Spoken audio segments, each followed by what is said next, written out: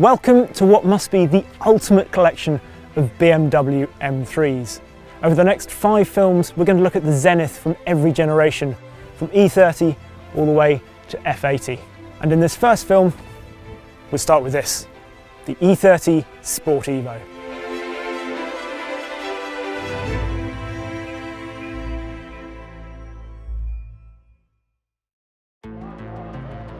Before we go into the specifics of this ultimate spec sport evolution, I think it's worth laying down some foundations.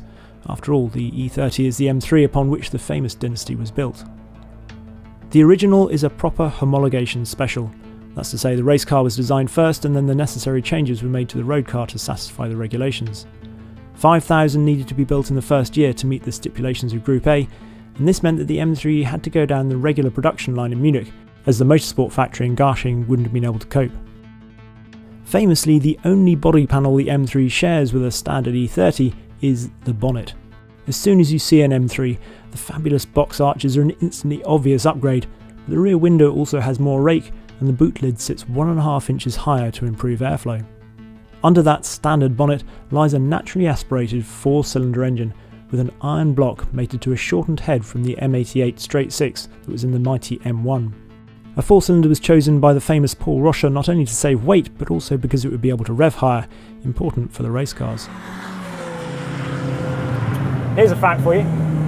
The S14 engine, S14B25 in this iteration, was called S14 because apparently it only took 14 days for the prototype to be up and running, which is incredible really, isn't it? 2 weeks.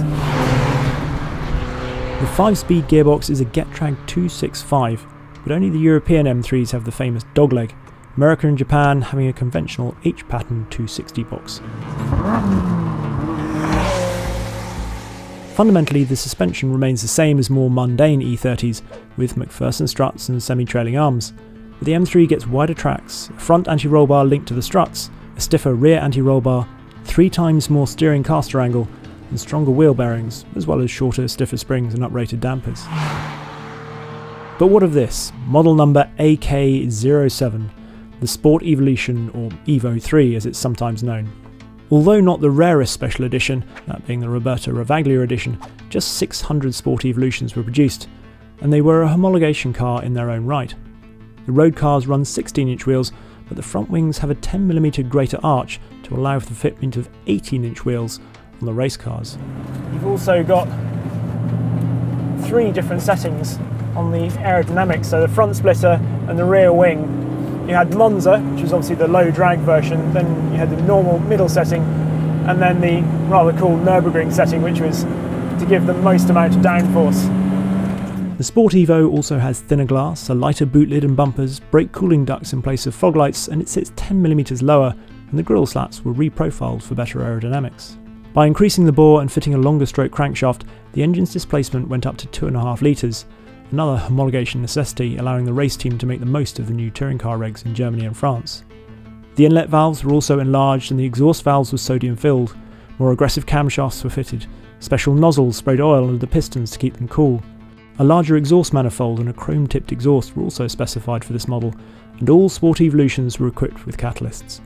Power increased to 238 horsepower at 7,000 RPM, but peak torque actually decreased very slightly by 4 pounds-foot to 177 pounds-foot at 4,750 RPM compared to the Evo 2. Finally, want to know if you're looking at a 2.5 litre engine as opposed to a 2.3? Well, they were fitted with 8mm thick red plug leads, whereas other cars were fitted with 7mm black plug leads. This particular car has had one owner from new,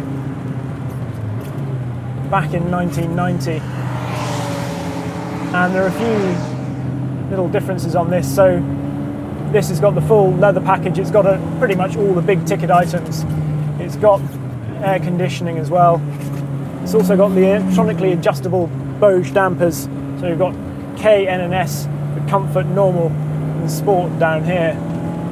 You've also in this car got the little Alpina digital cockpit readout, which is rather fun, taking out where one of the vents would normally be. So what's it like to drive an E30 M3? Well, the thing that's perhaps surprising, you know the balance is going to be just wonderful. But it's almost all about the front end. It's a beautifully balanced car, but you tend to think about what the front end is doing.